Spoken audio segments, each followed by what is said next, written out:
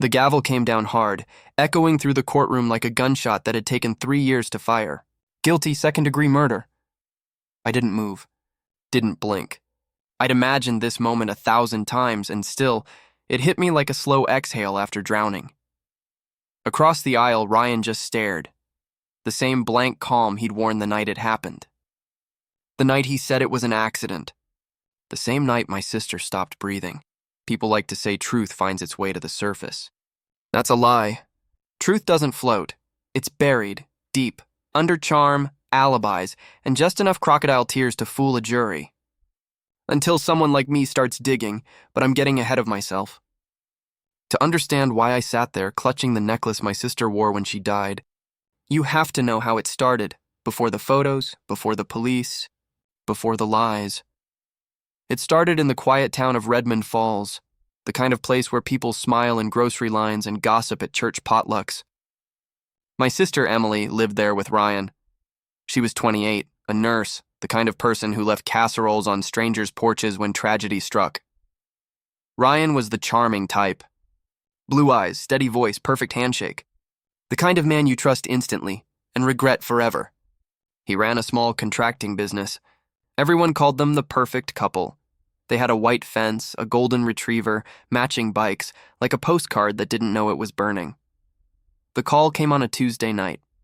They said Emily slipped down the back stairs. Broken neck. Instant. I drove through the rain that night, windshield wipers thrashing like panic. When I got there, the house looked wrong. Lights on in every room, the dog locked outside, Ryan standing barefoot in the mud. He hugged me too long, too tight. His shirt was damp. He smelled like whiskey and rain.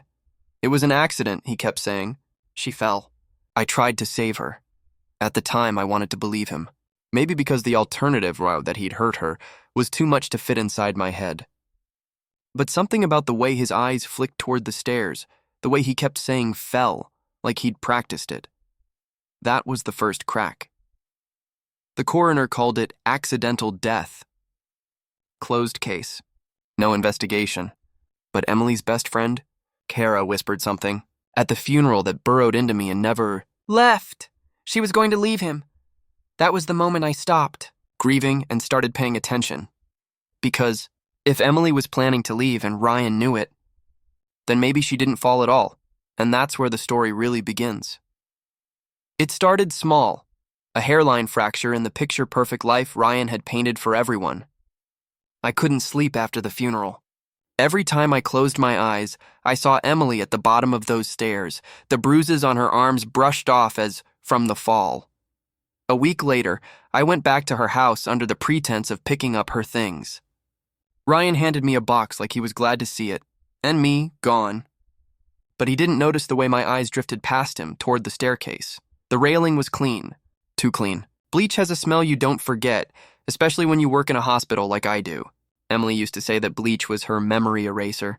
She used it after messy cooking nights. But that shine on the banister wasn't hers. It was desperate. When I opened the box at home, it wasn't full of memories. It was full of silence, random clutter, receipts, and a cracked phone charger. But tucked inside a paperback was her old phone. The one Ryan said had gotten lost in the fall. I charged it, waited. And when it powered on, I saw her last text, unsent, stuck in drafts. If anything happens to me, check the stairs. My throat closed. The timestamp, 1 hour before she died. I didn't know what to do. The police had closed the file. My parents were broken shells of people, holding on to the official story because the truth would kill them. So I did what Emily would have done. I started taking notes. I printed bank statements, gathered phone logs, and reread that text 100 times until the words blurred. Every night, I'd sit at the kitchen table with a notebook labeled accident, writing down anything that didn't add up. Then came the first real clue, a credit card charge on Ryan's account from EverSafe Home Installations, a stair company. Dated 3 days before Emily died, I called them. Told them I was her sister, asking about an invoice. The woman on the phone said something that made my pulse stop. Yes, the husband canceled the job. Said they wouldn't need the railing replaced after all. I hung up. Slowly.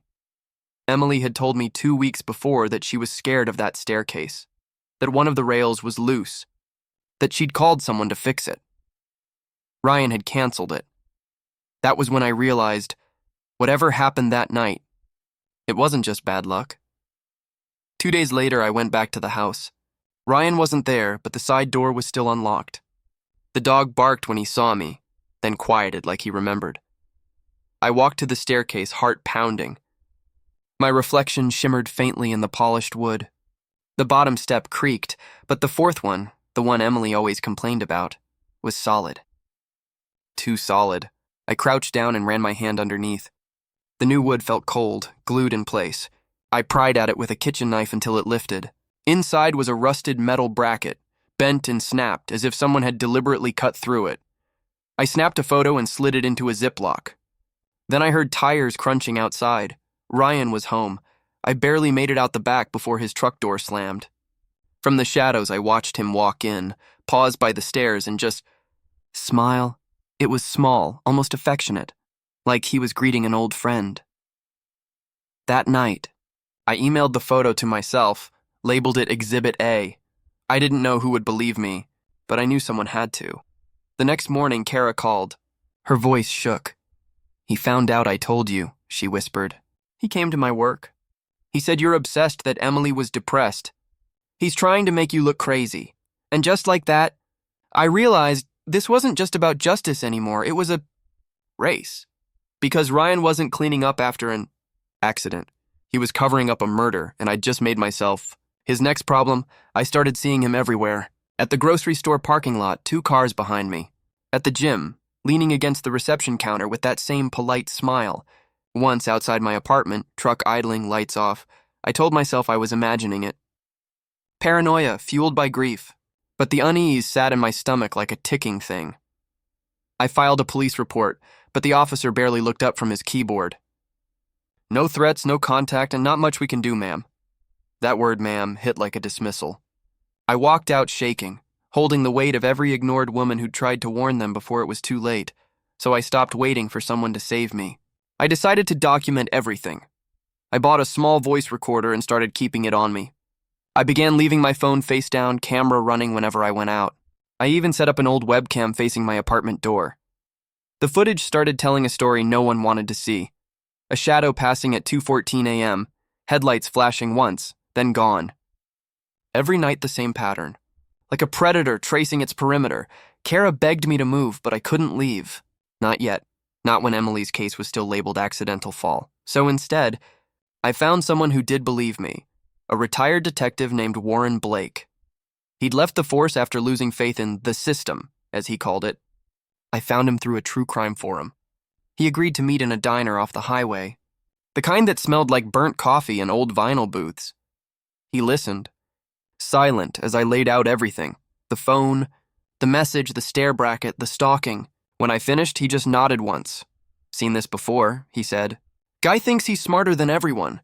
He builds a story so tight it suffocates the truth. But you cracked it."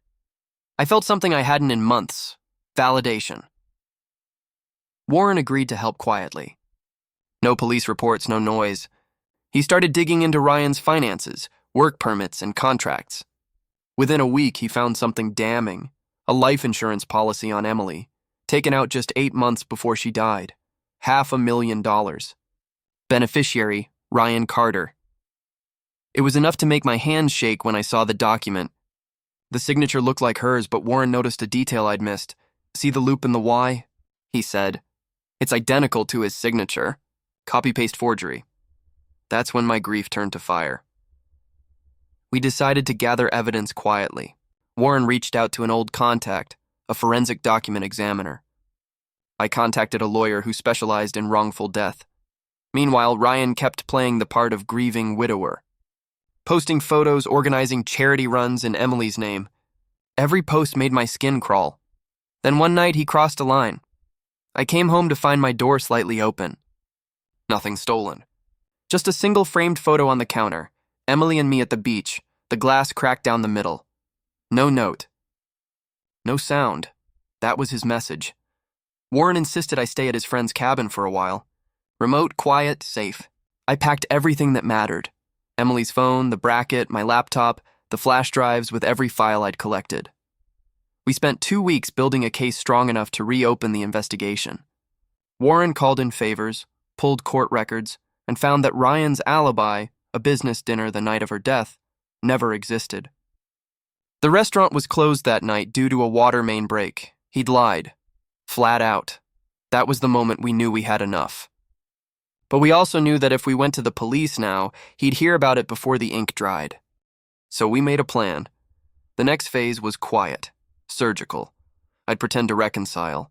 Reach out to Ryan, get him to talk. It made my skin crawl just thinking about it, but Warren said the same thing over and over. You want justice, not revenge. That means you need evidence, so I texted him. Hey, I think I overreacted. Can we talk? His reply came instantly. I was hoping you'd say that. We met at a cafe in town. He looked relaxed, charming again, the way he'd been when Emily first brought him home. He told me he missed her, that grief makes people lash out, that he wanted to move forward. I nodded, smiling through my nausea. The recorder in my pocket was running. When I asked what really happened that night, he sighed like a man carrying a burden too heavy. She was drunk. She slipped. I tried to grab her, but he stopped, glancing at his hands. She hit the railing hard. It snapped.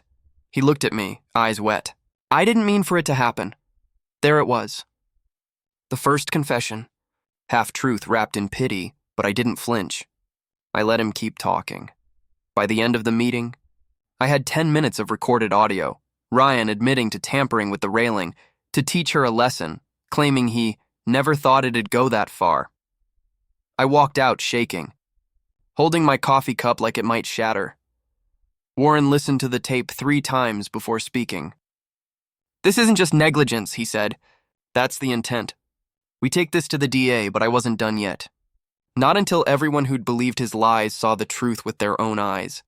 Because justice isn't just about conviction. It's about exposure. So we drafted the final step, the one that would end the act forever. Next week, at the annual Emily Carter Foundation Run, Ryan's charity event, I'd make sure every camera, every sponsor, every local reporter heard the truth, straight from his own voice, and that would be the day his smile finally broke. The morning of the charity run broke cold and gray. Clouds hung low over the field, the kind that made everything feel muted, as if the world was holding its breath. Ryan stood by the registration table, smiling for cameras, shaking hands with the mayor. The man who killed my sister was wearing a t-shirt with her name printed across the front. The Emily Carter Memorial 5K. If hypocrisy had a face, it would have been his. I stood among the crowd wearing a baseball cap and sunglasses, my pulse beating against the recorder clipped inside my jacket. Warren sat in a van nearby, laptop open, phone ready to stream the audio we'd gathered. Reporters were already setting up their mics. Ryan spotted me through the crowd, and that smile faltered, just a fraction.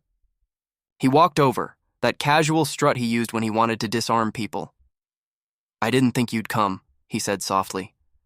I wanted to honor her, I said. Like you are. He nodded, maybe sensing something, maybe not. Good. It means a lot. What he didn't know was that in exactly 7 minutes, the PA system would play something louder than his lies, his own voice. As the runners gathered near the starting line, I slipped behind the volunteer tent. Warren's voice came through the earpiece. The signal's clear. Uploading now.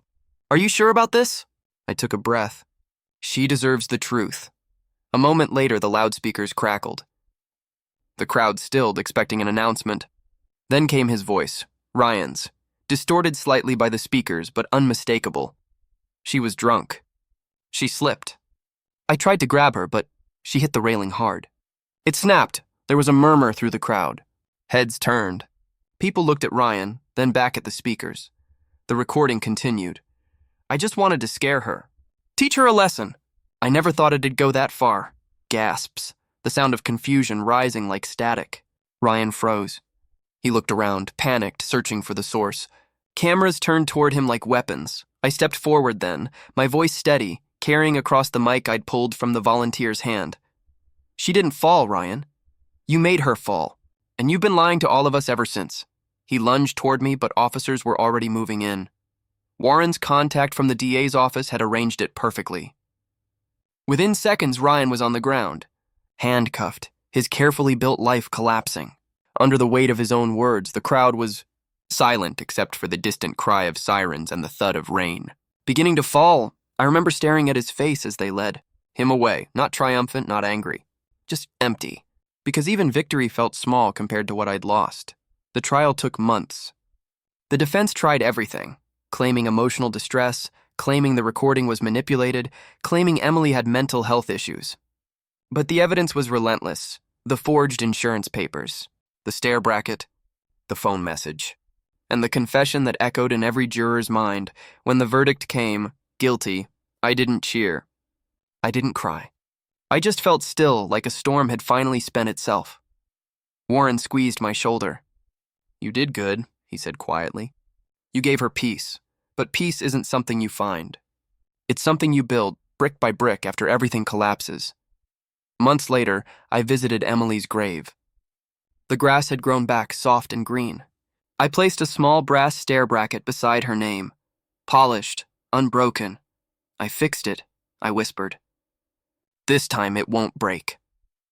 The wind moved through the trees like a sigh. As I walked back to my car, I thought about everything.